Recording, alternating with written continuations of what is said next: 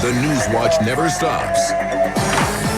This is 1010 Wins at 92.3 FM. You give us 22 minutes, we'll give you the world. Partly sunny, 69 degrees. It's 4:40. Good afternoon. I'm Michelle Kabbalah. Here's what's happening. The UN General Assembly is this week. You know what that means for traffic in the city. The NYPD is looking for a suspect after a fatal stabbing at a bar in Inwood. A standoff between the mayor and the union that represents horse-drawn carriage drivers.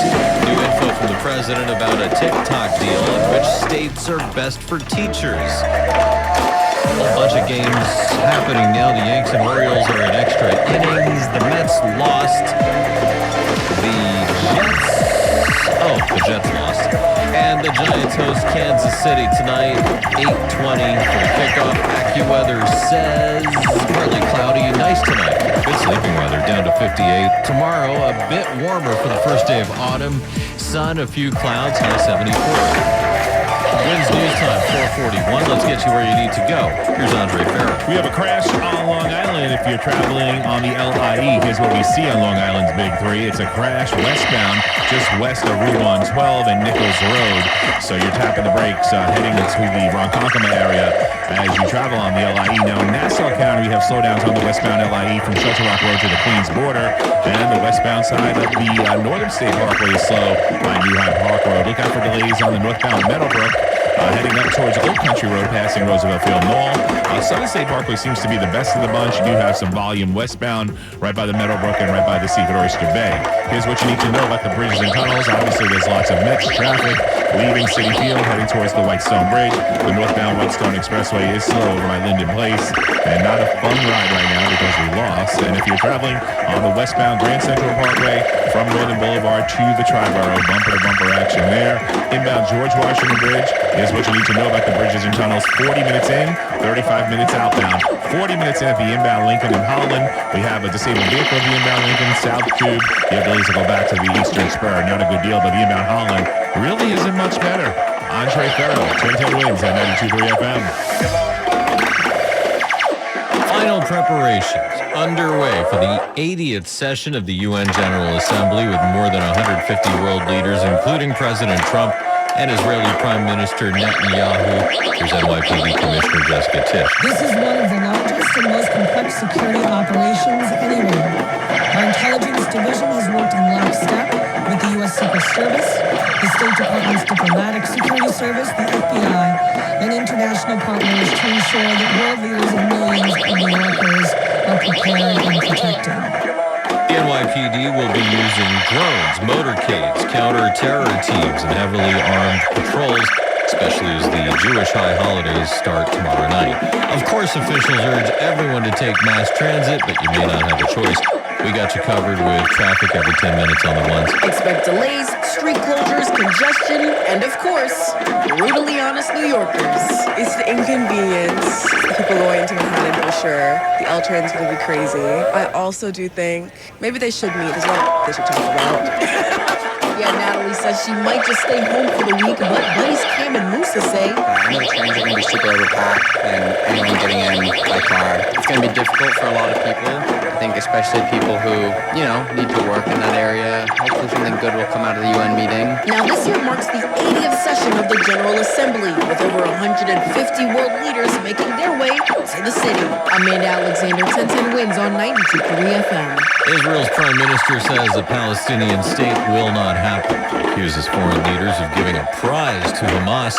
This comes after the United Kingdom, Australia, and Canada announced they now formally recognize a Palestinian state. British Prime Minister Keir Starmer says it's intended to promote a lasting peace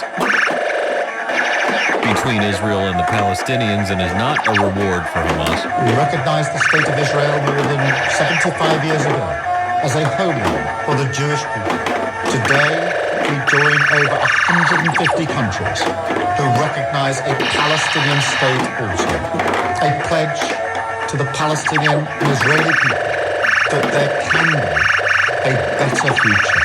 So what does this mean? This is largely a symbolic move. It's not going to change much on the ground. And actually, Israel has already started retaliating for these recognitions by these European and other Western countries.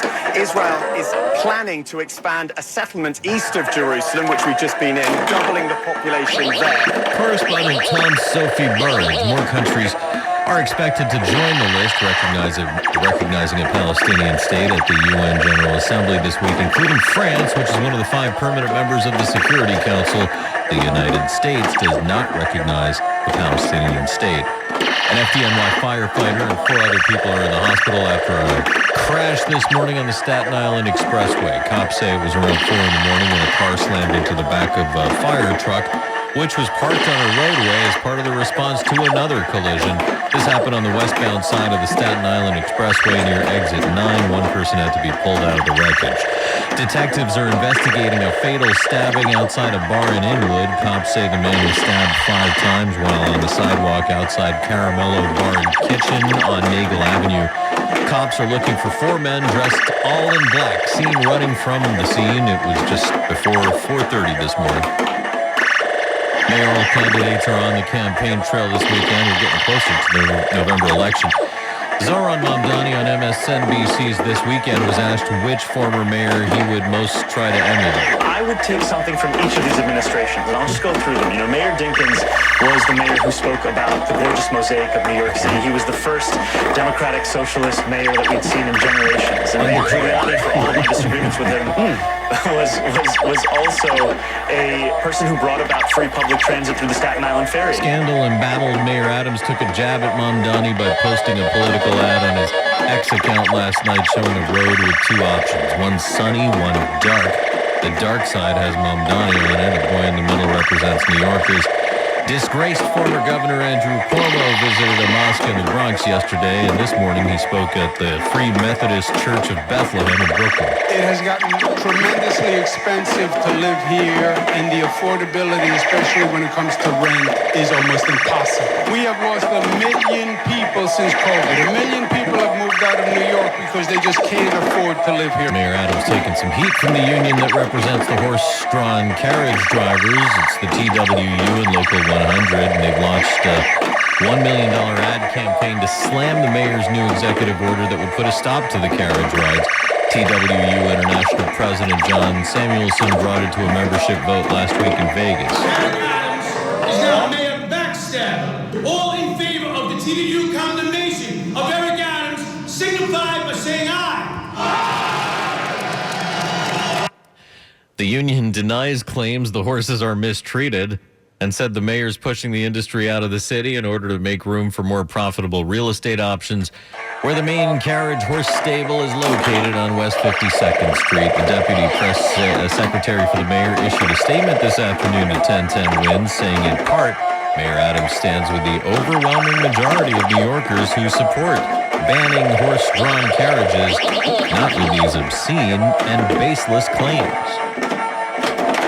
President Trump is talking about the U.S. taking control of TikTok. On Fox News, Mr. Trump says media mogul Rupert Murdoch and tech founder Michael Dell could be part of the deal. Mr. Trump's disclosure of the potential involvement of the Murdochs and Dell, the founder and CEO of Dell Technologies, is the latest twist in a fast-moving potential deal to keep TikTok by operating it in the U.S. Mr. Trump also said the tech giant Oracle founder and CEO Larry Ellison is part of the same group.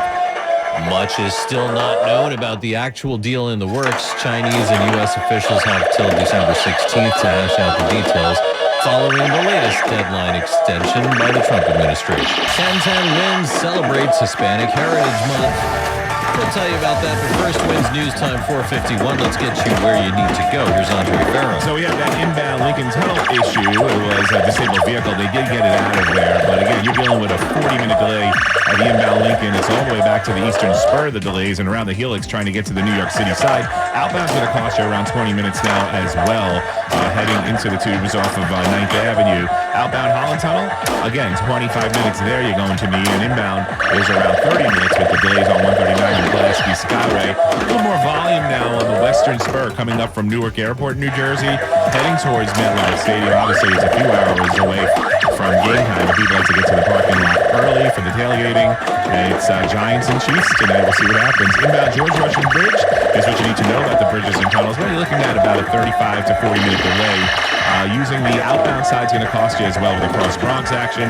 That goes all the way back to the Bronx River Parkway. Southbound Bronx River Parkway, we have a stall right around Allerton Avenue, and very slow on the southbound Hutch heading down towards the drawbridge. Looks like we have a disabled vehicle there with delays to go all the way back to the Cross County Parkway. Andre Ferro, 1010 wins at 92.3 FM. Now the AccuWeather forecast with meteorologist Matt Benz. Looking pretty good for this evening and tonight. A clear, partly cloudy sky, comfortable conditions, a low 58 in Midtown tomorrow. Plenty of sunshine and trending a bit warmer for the first day of autumn, which officially begins at 2:19 tomorrow afternoon, high 74. Tuesday noticeably warmer and feeling more summer-like with more humid conditions returning to the tri-state. We've seen an increase in clouds with a shower around for the afternoon and into Tuesday night, high 82. Could be a rumble of thunder as well for Tuesday night. And for Wednesday on the cloudy side, not quite as warm with another shower in the area, high 78. Right now, it's 69 degrees in Central Park with a relative humidity at 46%. Repeating, the current temperature is 59, falling down to 58 tonight in Midtown. I'm meteorologist Matt Benz on New York's weather station, 1010 Winds and 92.3 FM. 1010 Winds celebrates Hispanic Heritage Month. Meet the founder of the clothing brand Bronx Native, Amodis Grujon. From Instagram to TikTok, Bronx Native has built a following far beyond the borough. Amodis Grujon says social media has been essential to the brand's growth. We wouldn't be where we are now if it wasn't for our social media platforms. His viral content has led to partnerships with brands like Meta and TikTok, even a first pitch at Yankee Stadium. Grujon says going viral has helped them change outdated perceptions of the Bronx and showcase positive stories coming out of the borough. They wanted to, highlight a black and brown small business owner in the Bronx. Celebrating Hispanic Heritage Month, Linda Lopez, 1010 Wins on 92.3 FM. When it comes to educating the next generation of Americans, some states are doing a better job than others. Virginia is the best place to be a teacher, followed by Utah, Washington State, New York, and Illinois. Analyst Chip Lupo says Walatub came up with the list by comparing key factors. Compensation is the big thing. That includes higher average salaries, as well as tenure protections and resources. States also earned credit for investing heavily per student and passing laws that improve school system quality. For example, Washington is one of a handful of states that requires annual teacher evaluations. He says that not only holds teachers accountable, but provides valuable feedback. Heather Bosch with that report. Now Bloomberg Money Watch. The hottest reservation is in your kitchen. Cooking at home has become more popular, with folks looking for more affordable things to eat. Spice maker McCormick says around 86% of meals are made at home, which is higher than before the pandemic.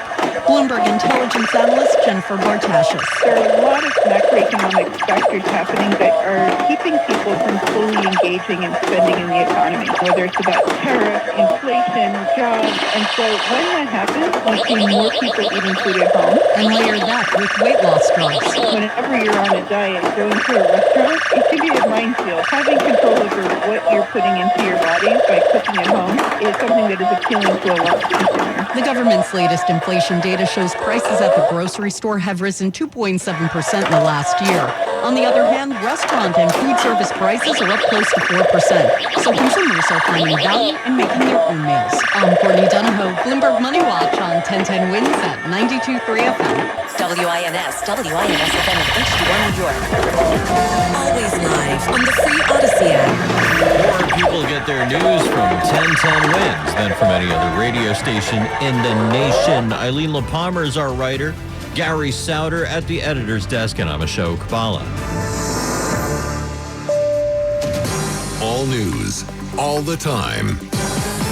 This is 1010 Wins at 92.3 FM, New York. Good afternoon. 69 degrees at 5 o'clock. I'm Donna Vaughn, and here's what's happening. World leaders from all around the globe arriving here in the city for a major event starting tomorrow, the United Nations General Assembly. run a half marathon and eat pastries. The first ever NYC bakery run winding around Brooklyn and Manhattan today from one outstanding bakery to another. A guy who allegedly shot into an ABC TV affiliate in California arrested again on federal charges shortly after he got out on bail yesterday. Legal fallout from an explosive expose about Meta reportedly has a former exec at Mark Zuckerberg's company on the verge of bankruptcy. And it's been a tough year for college grads with fewer jobs and the rise of artificial intelligence making it tougher to land those entry-level positions. Well, it came down to the final seconds, but the Jets finally got their first win, edging Tampa Bay 27-26. The Mets, though, well, they lost. The Yankees, they're in extra innings right now, but they've taken a 7-1 lead over Baltimore. Tonight, the Giants home to the Chiefs. AccuWeather says a good amount of sun for the rest of the afternoon. The low 58 tonight under clear to cloudy skies. Winds News Time, 5:01. Let's get you where you need to go with Jeff Jensen. Here's what you need to know about the bridges at home. Oh, it's a rough go trying to get back from New Jersey into New York, especially at the GWB. At least 45 minutes above the upper and the lower levels this evening, and about half an hour ride out of the city. Best approach to the bridge out of town is the west side. Lincoln and Holland, they're about 40 into town. A half an hour out at the Holland at least, and the Lincoln's about a 20-minute ride out of town. You try to stay away from lower Manhattan unless you're taking mass transit to the, I believe the last day of San Gennaro. So avoid the Manhattan Bridge into lower Manhattan because it takes you right onto Canal Street. So stay away from that. Brooklyn Bridge is slow going. Brooklyn Midtown Tunnel, heavy getting into the city. Westbound LIE right at the foot of the Cross Island Park. We're getting word of a crash there. And here's what we see on Long Island's Big 3. Just some extra traffic as you head westbound on the northern state and the LIE. Both from about Roslyn Road to the city line. The southern state a little sluggish between the Manor Parkway and Eagle Avenue. Jeff Jensen, 1010 wins at 92.3 FM. Only about 24 hours to go until summer 2025 comes to an official end. But this weekend has kind of felt like it's already over. AccuWeather meteorologist Matt Benz brings us up to date. All officially kicks off for tomorrow as we see the sun's direct rays crossing over the equator for the autumnal equinox. And this will spell what will eventually be a cooler stretch of weather, but in the near term, actually looking pretty good for tomorrow through the midweek, even more summer-like as we head into Tuesday. Temperatures topping out in the mid-70s for tomorrow afternoon, lower 80s for Tuesday. It will feel the part of summer with a bit more humidity. And also looking for some showers around Tuesday afternoon and again during the day on Wednesday. Thank you. All right, Matt Benz from AccuWeather with that update. Now, the leaves aren't changing just yet, though, at least not around here for the most part. More on the forecast about 10 minutes from now. You're on 1010 Wins at 92.3 FM. We'll take a major world event, mix it with the start of the Jewish high holidays, and we've got some tight security measures in the works here in New York. The UN General Assembly begins tomorrow, just a few hours before the start of the two-day holiday of Rosh Hashanah at sundown. The NYPD is ready to launch some very elaborate security measures, and Commissioner Jessica Tisch says that includes frozen zones as world leaders make their way around town. It's important to note that there will be rolling and intermittent closures citywide as delegations move between venues, including parts of the FDR Drive. Some 150 heads of state will be in town, including President Trump. He's scheduled to arrive tonight. Drones, harbor units, and heavy weapons teams, all part of the extensive security plan. Mayor Adams says it's only a day's work for the city's police force. Safeguarding events is something that NYPD does better than any police department in the nation. And the United Nations General Assembly will be no different. Gridlock alerts are in effect for the UN General Assembly, so keep it locked here at 1010 Wins at 92.3 FM for the latest traffic and transit to help you steer clear. Now underway in Arizona, a funeral service for Charlie Kirk, the conservative influencer who was shot dead during a college event earlier this month. Kirk founded Turning Point USA at just 18 years old, becoming one of the most prominent conservative voices in the country. His influence especially strong among the young voters. The president says he will posthumously award Kirk the Presidential Medal of Freedom, the country's highest civilian honor. And that is correspondent Kana Whitworth with that report. Now, President Trump spoke about Kirk earlier today as he left the White House on his way to the service. He had a hold on you because they loved him, they respected him. And, if you go back 10 years, those colleges were great dangerous places for conservatives, and now they're hot. They're very hot, just like this country is hot. And Kirk was killed by a single sniper shot while speaking at an outside event at Utah State University. A 22-year-old man later turned himself in and now faces a murder charge. So does going for a run give you the munchies? That's basically the premise behind the first ever NYC bakery run, winding through Manhattan and Brooklyn today. Athletes making stops along the way at some of the city's finest creators of sweet stuff. They're stoked, starving, and stretching at La Cabra. I have a huge sweet tooth. Yeah, no gels needed for this race. Jared here, a runner since high school. He says he didn't need to load up on carbs the night before this race. Sugar and carbs is exactly what you need. Probably more than what you need, but it'll be perfect. The event's organizer and founder of Tipster, Simon Evers, says this isn't an ordinary half marathon. We're doing 8 stops at the best bakeries in New York. We had 17,000 people who try to get in, and we basically just want to showcase the bakery scene. But only 100 people will sprint to the sweets. Advanced or not, Ella says she's only been running for 3 months. I actually saw that this race existed, and then I started running. Amanda Alexander, 1010 wins on 92.3 FM at La Cabra. Well, there's a vote scheduled for tomorrow that could advance a bid to build a casino near the United Nations complex on Manhattan's east side, or it could sink the project. It was 4 members of the 6-member Community Advisory Board need to vote yes to keep the project alive. The developer made an announcement yesterday that they were increasing the number of affordable apartments on the site to 100%. That would be 1,080 units.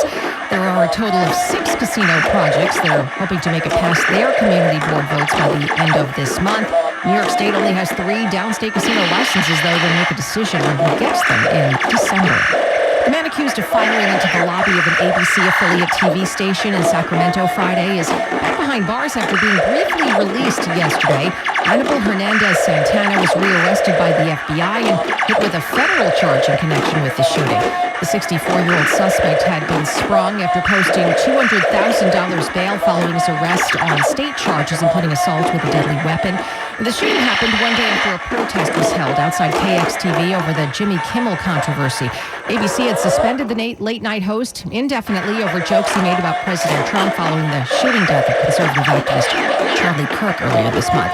More violence along the Russia-Ukraine border, this time on the Russian side. Ukrainian shelling left 2 dead in Russia's Belgorod region.